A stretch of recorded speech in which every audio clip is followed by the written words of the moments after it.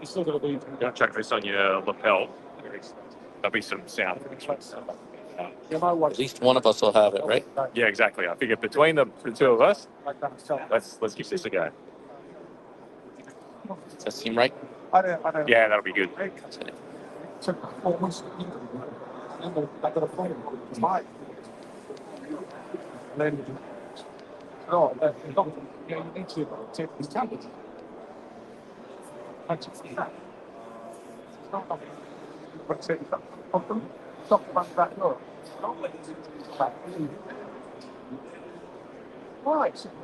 not going to be interesting. What is it? I need to say that.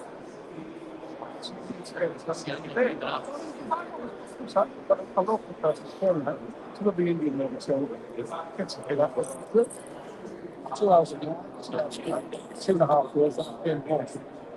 I've taken it on this 2 against this tablets to it's still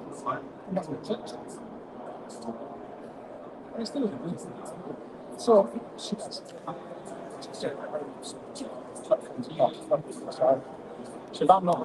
Now I got it. Yes. that's what I think we've got something. Uh-oh. We've got something for sure. Here we go. All right. Perfect. Wow. This will work. Sanya Mathura. We got Rafe and we have Rich as well, I see sitting those over there. guys. There you guys. I don't but Rich is trying to steal my thunder with that nice beard, man. That's looking good, dude. I'm serious. It's a live experience. It doesn't get any better than this. This is Of this is course. peak beard for me. Yeah. Yeah. I Well, think you it's the know I'm a Irish in me fan. that I'm a fan of the beard. I think the Irish keeps it in check a little bit. So Ah. great. Well, great. Yeah. Well, welcome, folks. This is it's still online. It's still virtual, but we're 3 or 4 of us are in person. Yeah.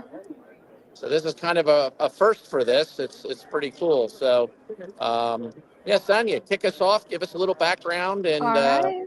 we'll get talking to folks. For sure. So we are live streaming from Lubricant Expo 2025 in Detroit. Today it's not that cold, so that's pretty good for me. It's been an amazing show so far. So much good conversation, so many speakers, so many, very interesting things happening. We're gonna get through some stuff with Rafe and Rich. They're gonna show us some things live as they do their demo from the Lubrication Experts booths. I know we have Greg joining us in, and I know he's gonna help us out with some things as well. But this is gonna be an amazing session in terms of actually those who could not get to go to Lubricant Expo or could not attend in person. We want to try and bring something to you, so at least you get a little bit of a feel for it without the cold, but you get a little bit of feel for it, and you get to see the sights and the sounds of Lubricant Expo this year. So, off to you. All right, great. Yeah, the sights and sounds for sure, Rafe, right? There's a lot of activity, a lot of traffic. We've been able to talk to a lot of folks. And for me personally, one of the exciting things is the conversations that are around Greece right now, right? Because on this part of the podcast, let's say, Sanya and I have been really focusing on Greece, just around the world.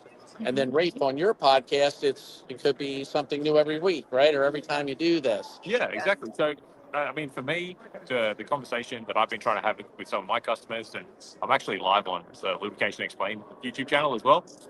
So, hi to the guys that are watching there. But for me, I think the challenge is, everyone understands the importance of oil to reliability, or at least they're getting there. Everyone understands that grease is just as important, right? So when you ask, well, yeah, they're both lubricants. It's just the one's an oil, one's a grease. Just as important. Yep. Great. Who's doing oil analysis? Everyone throws their hands up. Who's doing grease analysis? Virtually no one. And there's the small amount of grease analysis that is being done in, whether it's in the field or in the labs, the quality of it's also pretty low. Generally, what I'll see is just elemental results, and that's it. Right. So when, Rich kind of started off with the grease thief technology, I'd kind of been keeping my eye on it, going, I want a piece of that, right? and now I get my hands on it. Yeah. So today, and at the beginning of this conference, I've brought some equipment, some instruments, some sampling kits for Rafe. Here is the upside down grease thief fox. Oh no, there we go. And my wife's note said I didn't forget it, so that I bring it to Detroit so we can actually use it. But I'll start. We'll do an unboxing. We'll do a live unboxing. This is unrehearsed, so anything can happen. So, all right. So this is the kits, right? So this is, again, going back to grease analysis and why people are sort of maybe unaware of it. A lot of the objections to doing grease analysis have got to do with sampling, right? People have this feeling that I can't take a representative sample. And so what's the point of doing sampling if I can't get something that's representative? Not knowing that there is actually an ASTM standard around grease sampling. And these actual grease thief, well, I'll try and open it up. Yeah. These kind of sampling kits are a way that you can do sampling according to the ASTM standard. That's right. That's right. So I don't even know what I'm looking at here. What am I looking at here? Let's start with the first one out of the box. Okay. So what you're seeing on that end is the color coded. We've done some color coding for the purpose of just sharing with folks. But what we have, if you flip that over, Rafe, you'll see the title at the top of it, right? All right. So for my guys, grease sampling kit, and over here, same thing. Yep. And this one is kind of our generic kit. It's called for pillow block kit. Oh yeah. That's going down there. Yeah. And so it would represent the sampling challenge of grease is going in, it's coming out somewhere. It could be on the face of the bearing. It could be kind of an open situation, like an open gear grease or something like that. But the grease is presenting itself to you on the exterior of the machine. And that's what we put into this category of the pillow block kit. And if you open it up, I'll show you the components that are inside. Oh, this is exciting. Yeah, there you go. So it's in a sealed container. And just to keep everything clean up until the time we're ready to use that. Mm-hmm. And let's look at the parts that are here. Hang on. Yep. Here we go. Okay. All right. So you can already see that's kind of some kind of spatula. That's right. This looks like a 7-Eleven straw. Something like that. Yeah, but this is a high-tech Slurpee straw. Yeah. And generally what we'll use this for is that the wide side or the spoon side gets used to pull the debris, the dirt, the external material away from your sample zone so that you get a shot at the grease that's underneath. So you would do that, then you would flip it in your hand and work this end to actually capture the grease that you want to sample with. Oh, okay. Yeah. So this is kind of like getting away the old crappy grease. Yeah. And this is like the grease that I actually... Good stuff that I want to test underneath, right. And so from there, we've got, a glob or some of it onto the end. Now we're going to do an assembly here with these two components. Some will recognize this as the grease thief that they've seen before. We have, again, some color coding tape on there, but I'm going to take the yellow cap off and move the piston to the end. So you have the open end of the grease thief here, and that red piston is sitting at that end. And this is the new piece we have, which is the GT filler. So it takes the place of a syringe or something like that might require more plastic, and we use this to get the grease into the grease thief that has a smaller opening here. So just to start this, I'm going to push this open a little bit. And it's got two parts. The first part is kind of like a funnel, and you can see that it's narrowing it down into the opening that will work on the grease thief. So I just kind of screw that on there, and now I'm ready to take that sample. With one hand, I have this, the other hand to then be depositing the grease into that cup. So I've got high quality grease here, and I'd sort of like this. Right? Yeah. Get as much, fill up this cup as much as possible. Well, fill up minus kind of like a cone in the middle. Okay. Yep. And can you hear us okay? Is this still good? Yes, you're good. Right, still good.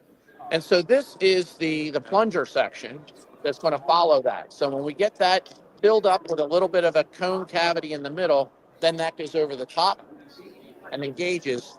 And since we don't have any grease in front of us right now, you're not going to see this. But with one hand, by pressing that down, it's going to transfer into the grease thief, and it will be pushing that piston down as it fills with grease.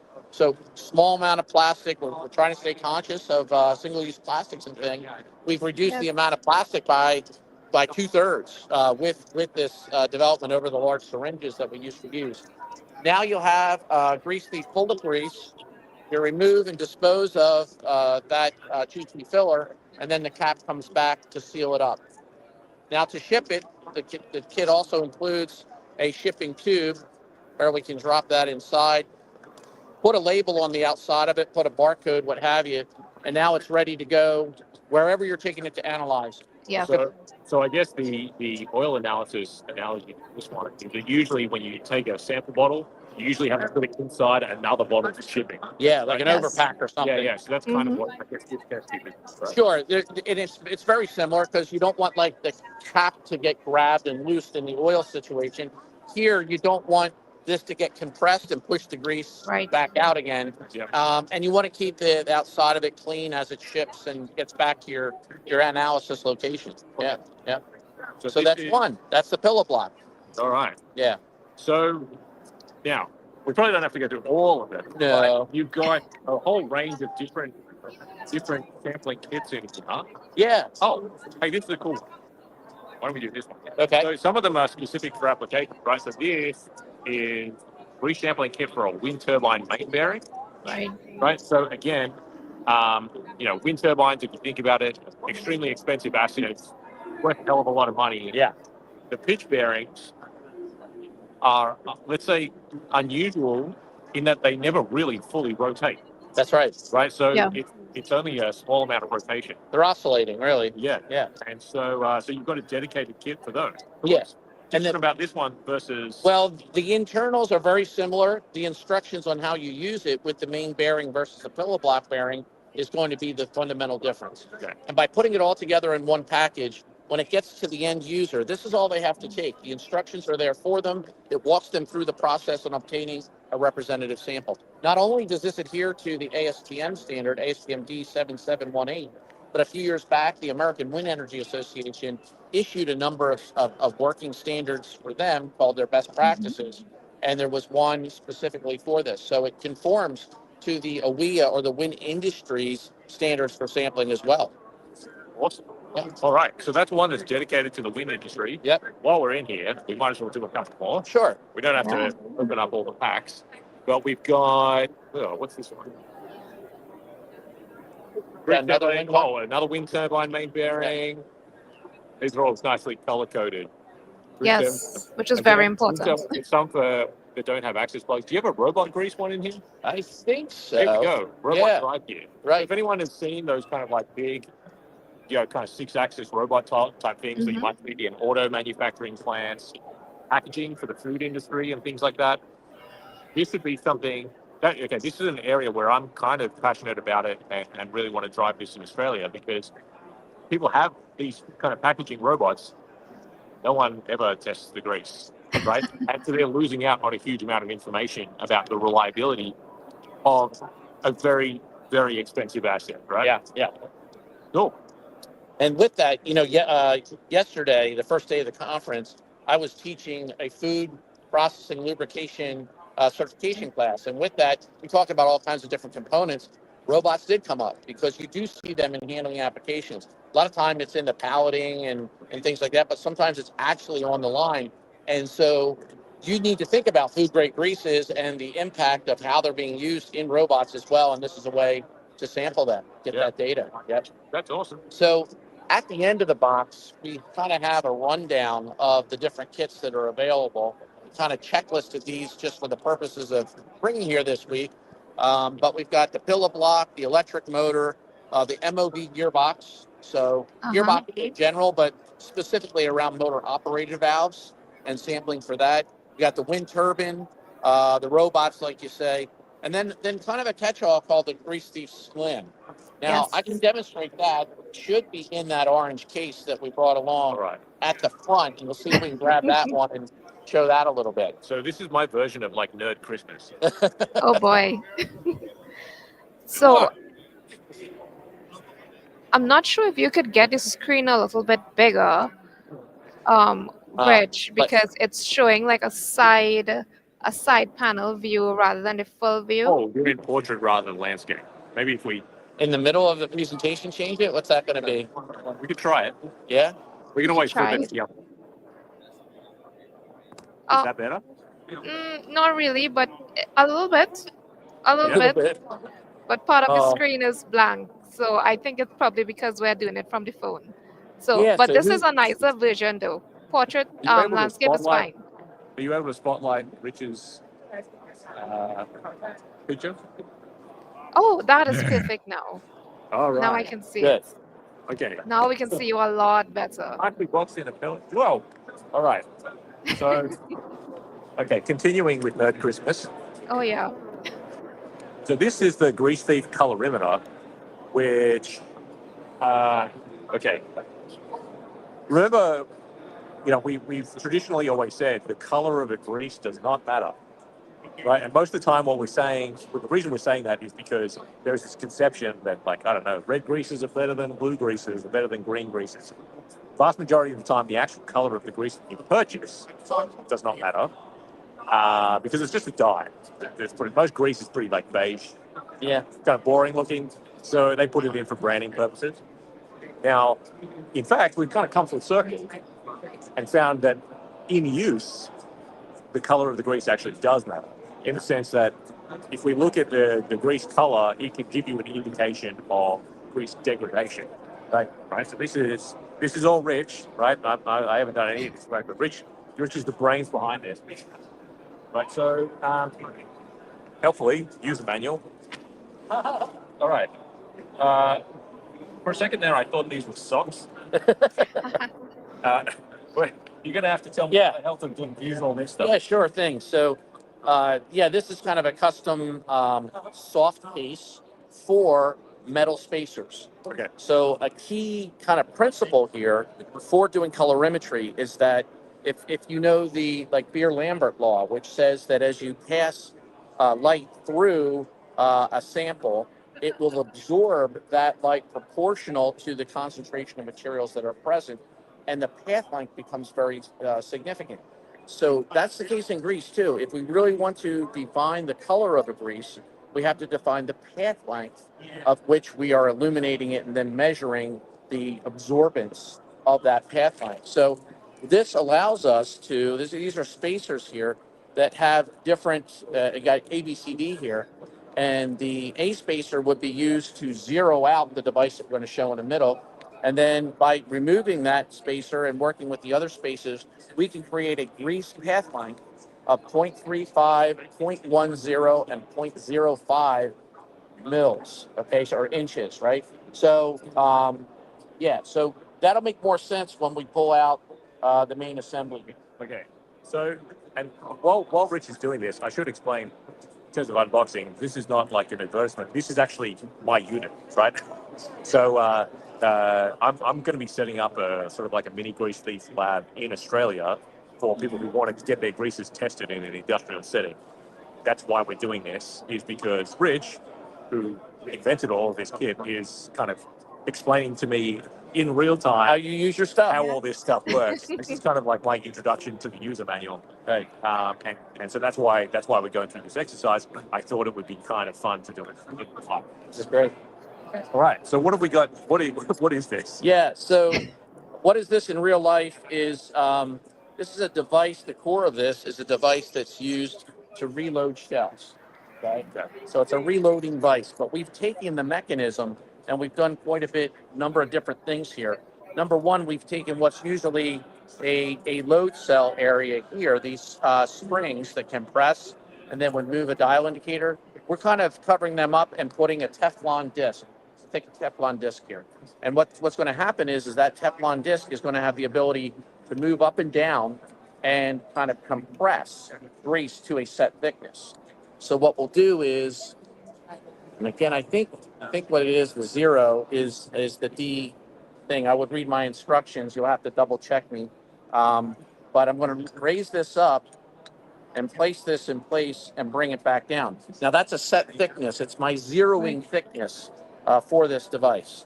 And now I just want to set at zero. I'm going to pull the handle down And when it moves up into this top position, this is where I'm going to lock in. So when the handle goes down, it's going to lock in at 0 for this position. So I use this to tighten in that position. So there's kind of like a locking nut on the other side of here. Yeah. And that's going to set the position. So that's 0 position. And there's some instructions where you can check this and so forth. But now I've got a gap. Actually, I missed a step. So we're going to redo it. I need the spectrometer from the kit. Yes, it is. Okay. So let's open that up. So this is a spectrometer, a visible light spectrometer. I don't want to do this without just damaging it. Oh, here we go. Yeah. Cut it in half there and pull that out. And it looks like a diamond or a gem sitting there. Yeah. Yeah. And so let me just show what you have here. This is the spectrometer. This is the window that will introduce the light. And also the reflection will then be captured in here for analysis. The only other thing that you have here is just a power cable. Okay. It's also could be used as a communication cable, but we're just going to use that to charge this up. And it's 12 volts. And when it's charged up, it's running completely wirelessly. So now what I'm going to do is I'm going to pick this up, place this on that base, and go 0 from here. Okay. Because now I want to bring that down. And then we're going to tighten that? Not yet. One more step. In these small boxes is the adapter for that. So if you pull one of them out, there should be several. And this is a window that makes it, not that one. Let's see. There should be another one. Let's see what we got. Are they all the same? These are all the same. Should be a little flat black adapter for it. All right, now, how about in that bag? Is there a bag there? We might be something in this bag here. Oh. Well, now we'll get The to find advantage out. of recording this is that I'm then going to be able to use this as reference when I need to rebuild this thing at home. Okay, it's not there either, but we can proceed. This is a good check before you go home. It's not. Yes. That's going to be the calibration reference, where we're going to stick that right on there to calibrate it. But I think what we may be missing here. I'll make one more look, Rafe, into this box and see. Nope, that's just another kit for you. So we may be missing one piece that we will go ahead and make sure that you get before you take this back. And it's an adapter, so I can kind of illustrate what it is. And so there's a piece that fits right inside of here, becomes flat, and has a window over that, because we're going to put grease right onto that surface. Oh, okay. And that's where we're going to squeeze it out. So again, I'm going to pick this up. We're going to proceed as if that piece is on there. And from there, now we're going to make our 0 point, because we want to bring this down and squash grease at that location to the set distance. This is the 0 distance. Okay, so that's in place. Now we're going to be removing this 0. Yep. We'll go down to the one that's the smallest in the group. That's going to leave 0.035 inches of space when it gets squeezed into that space. So again, now we're going to take this and put a dab of grease right on here. It takes something like 1/10 of a gram or even less than that. And then we're going to squeeze this down. And at that position, you're now creating that film at 0.035 or about 1 millimeter of thickness. And then we can use our app, we can use a smartphone to communicate with this, turn it on, measure the spectral response, and use that as the value for the grease. Okay, so then when we get values for the grease, I guess, in my conception of this, Yes. this is kind of like the equivalent of MPC testing. But yes, it's very close to that. In fact, we're using the same sort of measurements with the CIE values. Yeah. And we're going to create the CIE values for the reference grease. So in MPC, you can show your patches there, right? So if anyone has done MPC in the past, you would know that you kind of develop a patch. This is not actually an MPC patch, it's a micro patch, but similar kind of thing, right? And what we do is, in hydraulic and turbine and compressor oils, we are measuring the color values of these patches. And that gives you an indication of degradation of the oil, also its propensity to varnish. Yeah, we kind of use it as a varnish potential. So MPC stands for membrane patch colorimetry, right? And here we are doing, I guess, a version of grease colorimetry. Yeah, it's what it is. And you're right. The baseline is a white patch. and then you're measuring against that, or you're looking at a delta value, right? Here, we're going to do this once with the fresh grease, the reference grease, and that will be our 0 point. And then we compare that to the grease, so we'll get a delta E value out of the software for this spectrometer. And as it relates to used grease, what kind of degradation are we measuring using this? So this is really a composite measurement, because there's multiple things to be changing the grease color. One example would be the wrong grease, which has a different dye, and it shifts that spectrally. So it may not be much darker or lighter than the grease that you started with, but it's shifted into a different hue. So that's an indication of contamination. Yeah, that's an indication of grease contamination, and that'll be primarily seen in the A star and B star values for those who are familiar with that measurement. The L star value is more about the lightness or darkness of the sample. So as another example, as the grease would maybe be subjected to heat and oxidation stressors, it's going to tend to have that same core color that the dye is, but it's going to be shifting into the darker regions. So you would see L star values being the primary contribution to the delta T values. There might be other situations as well. There could be water contamination. In grease, I have found that it has to be really bad, like tens of thousands of ppm, before it changes the appearance of the grease noticeably. Okay. But you'll also see that. So as part of this cleaning kit, my plan is to also run like an FTIR or direct infrared test on the grease. So you'll get an indication of water content from there sample. Gross water, yeah. And so this would almost be confirmation of water. Correct. So, I mean, that's one of the advantages of this is being able to kind of do grease degradation on multiple dimensions, right? Yes. Okay. And it's more of an index. This is meant to be like, it's really good for a screening test, like, because I'll tell you what, the inspiration behind this actually happened with a robot technician who works very close to our lab. And I went to that company. I said, can I tag along as you do maintenance on the robot so we can gather some grease samples?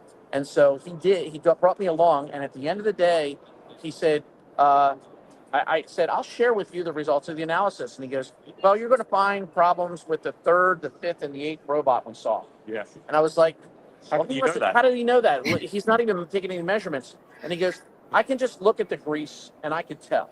And so right there, that told me that there was a visual indication, and he was exactly right, by the way. There's a visual indication that tends to correspond to the degraded condition, as borne out by somebody who has done thousands of robot maintenance activities. So I said, not everybody can have Ben's sight because they don't have that experience. So let's give them a way of measuring it and some criteria around which you can say that's a normally expected variance for robot grease or whatever grease. And beyond that, now we dig deeper to find out what the cause is. Yeah, maybe that's one thing to highlight as well, just in terms of general maintenance and reliability, the value of good technician. Yeah. Right. I think that, certainly in my markets, I don't know about everyone else. Lube technicians way undervalued. Yeah. Right. For sure. Aren't paid very well. Tend to be sort of bottom of the totem pole, right, when it comes to the hierarchy in the maintenance team. And yet, these are guys who, when they're doing their lube rounds or they're re-greasing routes, touching, feeling, smelling, viewing the machine and the grease on a more consistent basis than anyone. Yeah. And when we think about oil analysis or grease analysis, we're doing trending. But the importance in trending is getting enough data density that you can see the trends. Sure. And you can see deviation, right?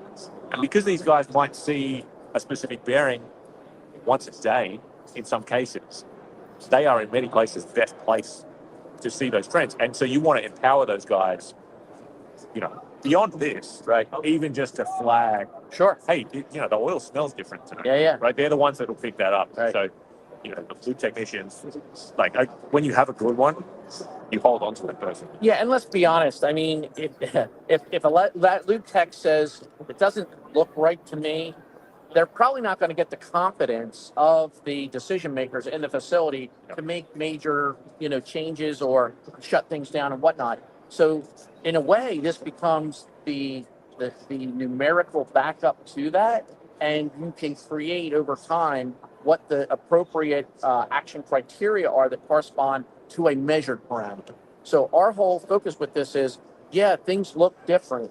And anybody who works around grease a lot will say, yeah, that's darker, that changed, that's not what I expect. It's like if you're the guy with the grease gun and you're pumping blue grease in and you see purple grease coming out, you can kind of put two and two together. But what you have here is a numerical value that's going to be put against the criteria to say to the decision makers, this is actionable. Yeah.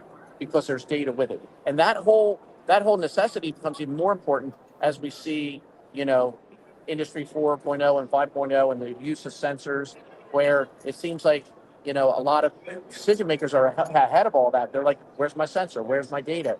So we fulfill that. But we still recognize that the technician that knows this is in really good position to pick some things up as well. Yeah, that's awesome. Yeah. Now maybe just getting back to this is mine, my little my new toy. Yeah. You've got a bunch of spaces. Yeah. What would I use the B and the C spaces? The B and the C. So we know that the D was the 0, then the A becomes the larger 0.035. The issue is that if you have a grease that's very, very dark, Yep. you're not going to be able to see anything through it. It's just, black is black kind of a thing. You have to thin that grease out more to get a response. So at the start, we don't necessarily know how thin we need to make this to get a measurable parameter. So I started with 0.35, but now if that would give me kind of a, 255, 255, 255, or whatever the max out is, then I would remove this spacer and I would go to the next one, which will take it from what was done on there at 0.035, and now it's going to take it to 0.010. And by pushing this down, that's what I have as the gas net. Right. And if that's not enough, we go one length further. So when I started doing colorimetry, I was getting too many greases that were, too black to know what's going on, but something's not right. This takes us to that second and third level. The reason we don't always go to that level is because if the grease is rather translucent, the light will overwhelm the sensor. So we do need to vary the thickness to get that area of measurement capability by using the spacers. Okay, makes sense. I also threw another bonus in there for you too, which is those little white boxes that we were looking at. And if we open up one of these,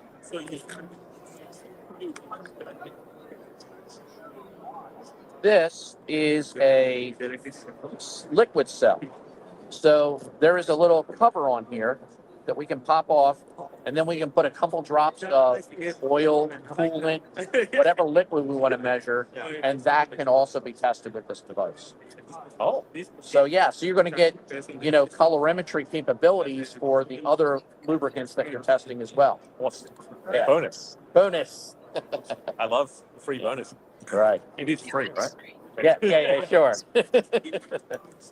All for one price, right?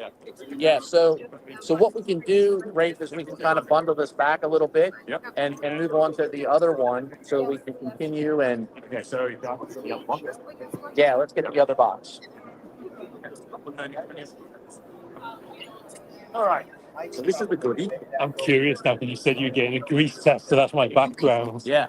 So we're podcasting live right now on this demonstration. Yeah. And it's so interesting that people are stopping at the booth and asking us about it. So yeah. So we got Mike here, Mike McCabe. If anyone needs help with Amazon e-commerce for engine oils, Anything engine oil. he's your man. Nice. All right. Yeah. Oh. Okay. So this is the Poseidon Ferrocube. Oh, nice. So now, if anyone's heard of PQ index, Ferrocube is where it's at. So ferrous debris kind of analyzer. I guess the advantage of this one over the PQ index, which we're used to, PQ index just gives you a number. Frustratingly, has no units. Abstract. It's abstract. Mm-hmm. I don't know. Is the number 50 good, bad? I don't really know. Here, we're going to get a ppm, which is awesome, right? Yeah. Anyway, so hopefully people can see. So this can be used both for oils and greases. These are some of the vials that we've got together for you, Rafe, for liquids.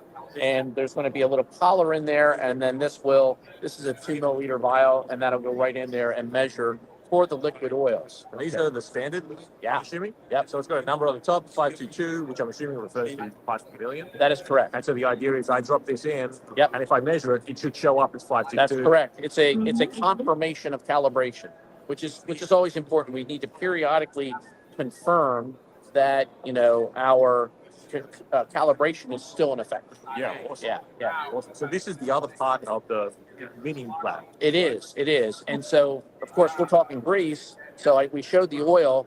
Let's show the grease as well. So didn't we mock fill a grease thief just a minute ago for the camera, right? So where did we lay that one down? Or we put it right back in the bag? So we still have it either side In of the tube, right? container. Yeah. So when it gets shipped, it should come to me, that is the lab, it should come like this, right? Right. So we're gonna, I guess, open the stopper, take this out. Now what do I do with it? So now you have this filled with grease, and it's that simple. It drops right in there. Oh, okay. I totally misunderstood that. Okay, this is good for me. I'm learning on the fly here too, because I thought I was gonna have to deposit the grease into one of these. No, which is nearly impossible. This is the problem. And when you look at a lot of instruments and a lot of methods that have been developed for grease gets treated as a slightly thicker cousin of oil, which is really not valid. And anybody who's tried to fully fill some kind of container with grease will get very frustrated. There'll be pockets, and because the air doesn't just float to the top like it does in oil. It's just fundamentally different. The second part of grease that's much different than oil is that we can't shake it up. Yeah. Now, if you have an oil sample bottle, you can shake it up, you get it homogeneous, you aliquot that, and then that's what you analyze. You can't do it with grease. And so over time, we worked with Poseidon to develop this sensor so that when you do this insertion, it's a dynamic measurement. It measures it as it goes in and then correlates that to the total amount of ferrous from top to bottom represented as a ppm value. We've tried using grease on other kinds of instruments, and there's a spatial bias. Yeah. They are designed to assume that it's oil and it's been shaken up and that it's homogeneous. But grease, you can't get there. So we have to use techniques and instruments that account for that heterogeneity. Hey, I actually got just a question from Jared over on my channel. Hey, Rafe and Rich, thanks for the live stream. Curious, will there be a difference in the procedure or setup when dealing with a moly or graphite in grease? And is he going back to the color? Well, let's answer it for both. Yeah, So if we've got a moly or graphite grease, I guess the grease itself is dark. It's probably what that's referring to, right? Yeah. Most of those greases are black. Right. Does that make a difference to the colorimetry? It does make a difference to the colorimetry. So the kind of the blind spot, if you will, on the colorimeter is something that completely blocks light transmission. So if you have enough moly or have enough graphite in a sample, when you even take it down to that 0.05, you may not get appreciable light transmittance through there. And so at that point, it's not extremely helpful. Although if it was mixed with something that was not that grease, lighter in appearance, you may actually get some light coming through. So it's more of that difference to the baseline. It's worth a try, but we do occasionally encounter greases where we just say we're not getting actionable data from the colorimeter because this is as black as black. Yeah. Yeah. Okay. So I guess my plan with the mini lab is the idea is moly and graphite greases, kind of different. But as part of like setting up this kind of lab or mini lab that I'm talking about, you would actually be able to test using the infrared. You'd still be able to get degradation. Yeah. And you would still also be able to test, that would give you water. You could use this still for ferrous density, right? Because it would make a difference. That is correct. It doesn't make a difference there. And I don't know, well, you probably could do, this would cost me a lot more money, but if I did RDE, you still get elemental analysis. Absolutely, yeah. Guys, I'm sorry to interrupt you. I'm Zach. Zach Walsh, hey, Zach. Firefly. Rafe, nice to meet you. Right? Okay. Rich, right? Yeah, we're Yeah. broadcasting live right now. Yeah. Come on in. No. That's all right. No. I'll catch you at Come that. by. Thanks. Yeah. So you'd still be able to do all of those tests, and you'd be able to do, Well, if I do XRF, you probably couldn't on a grease though, right? Because you run into the same homogeneity problem that you do with PQ with it. The actual calibration for the grease matrix is pretty challenging if you want to get like that accurate representation. Okay. What we have done with XRF is post grease leaf analyzer, where we've squeezed the grease out into a thin film, and it kind of reduces the heterogeneity in the sample somewhat. Oh, okay. Yeah, so there's some advantages down the pike when you get to that. But no, I mean, sometimes it's just the ferrous itself is really helpful for that. We just need to know where, if you don't pass light, then there's nothing for a colorimeter to do. Yeah. Okay. Yeah. Oh, cool. Yep. So, and then of course you can follow up when you find those greases that are outliers, or you may have a grease you say it's not. I really need to know about that, and the colorimetry doesn't tell me. So I put that into the follow-up test regimen as well. Yeah. Okay. Cool. All right. That's pretty much everything, right? Yeah, I think it is, and maybe we'll see if there's other questions. I mean, Sanya's been looking here. Did you pick up any other questions there, Sanya? I didn't pick up any other questions just yet because I think a lot of people are just interested in the unboxing and just really getting that, that extra feel and actually knowing that the grease teeth can, be set up anywhere as this That's mini right. lab, literally Including- on the top of a table in an expo. Including Oz, in right? The less land than of Oz. five- It's less than headed down 5 under minutes. next, which is exciting. Yep. And really that's important too, because Sonia, think about what this podcast series has really been about. It started for KSA, for the Kingdom of Saudi Yes. Arabia, because there wasn't really options in that part of the world. And now we've really evolved to a point where, other labs can decide to do that. But in the meantime, we don't have to wait for that. We can get No. set up with a mini lab in our facility, or work with somebody like Rafe if that's your area of the world, and you could just send the samples to him. So we're really trying to make grease analysis more accessible Yes. to folks. And we got a question actually on the YouTube channel, and I've seen Ahmed also had a question on it live, so we'll try and address both.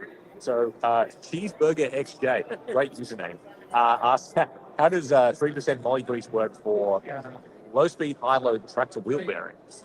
Well, Rich is a farmer, extensive experience with grease on farm equipment. Yeah, You're going to have way more authority than I have here. Yeah, I got to say that I have not done a lot of maintenance on the tractor wheel bearings at this point, but it's probably because of usage, right? If I was full-time, I'd get more usage.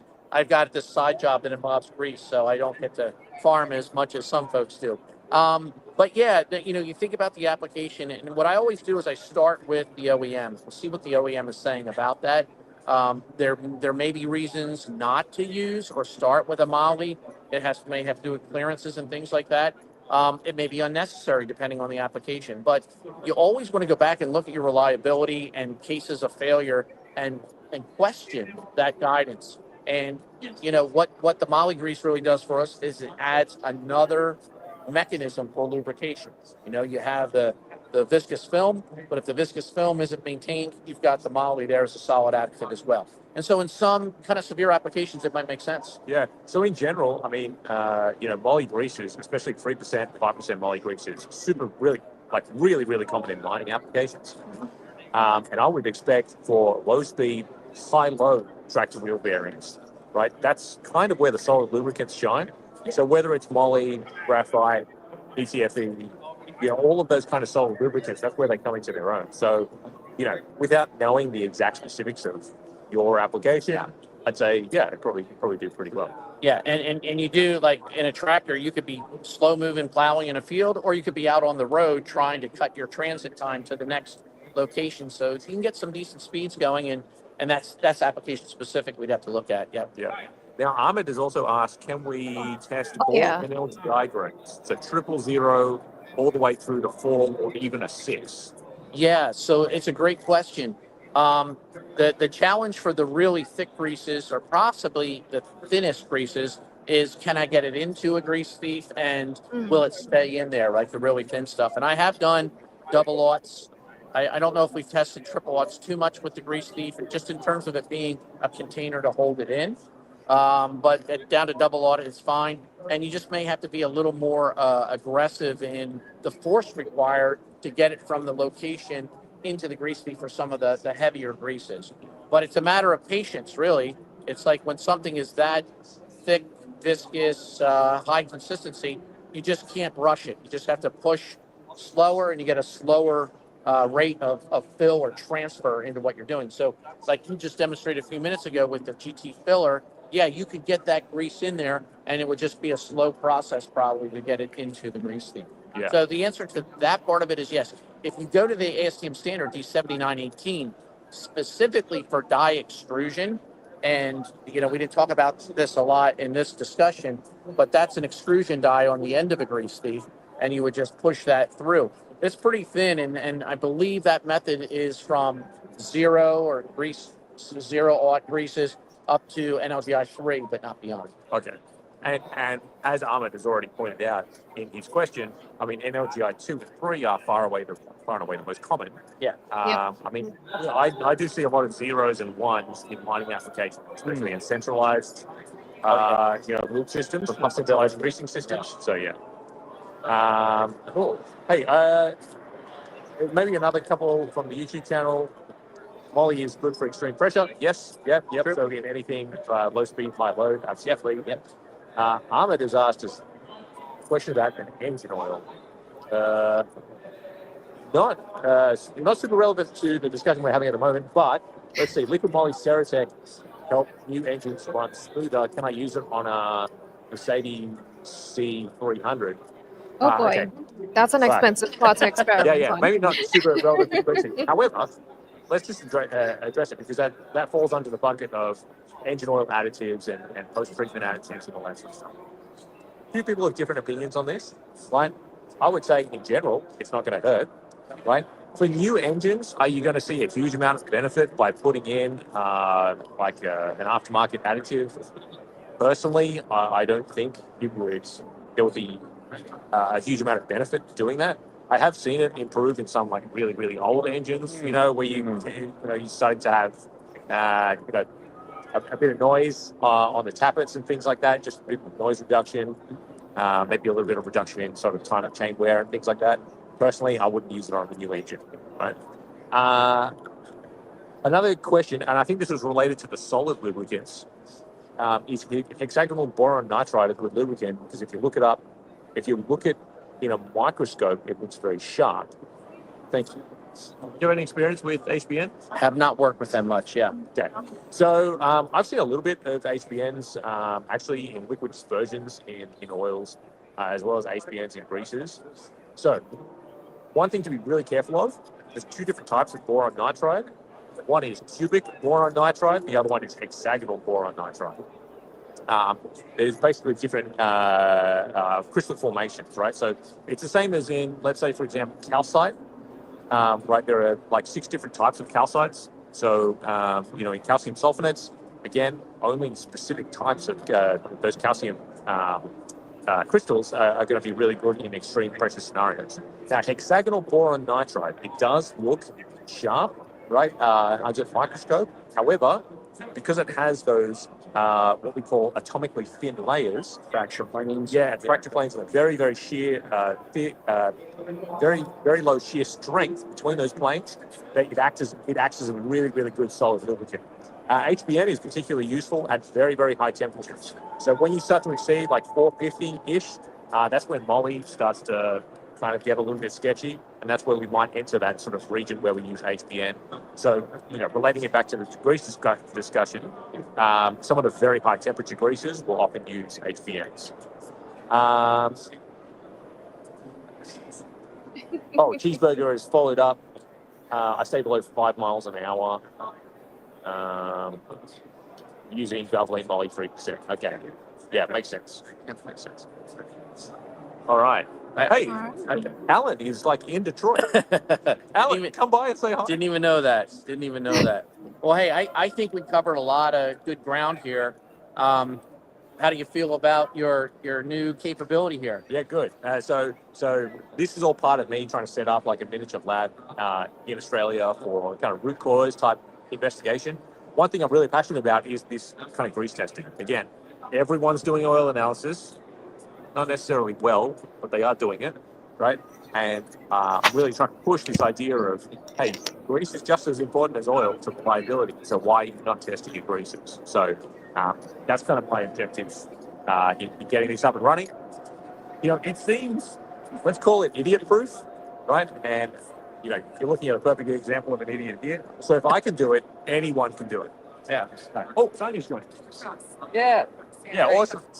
All right, so Sanya's actually been monitoring the chat the entire time. So yeah, appreciate her helping out with the live stream. For sure. So thank you, Rafe, Thanks, for joining. This is the first ever dual podcast, I guess we would say.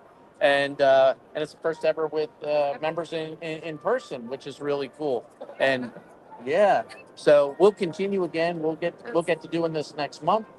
We'll be watching, Rafe, your channel, with interest, as we always do, because you always cover a lot of good topics. And maybe we'll get some crossover on some of our audiences here. But watch Rafe in the coming months for him to bring the grease thief and grease analysis to Australia. Yeah, I'm really excited to get set up. Super. All right. Thanks. Awesome. Thanks, guys. All right. Signing off from Detroit. Catch you later, guys. Yep. Hey, and just for my live stream, I've seen a couple of questions just come in. What's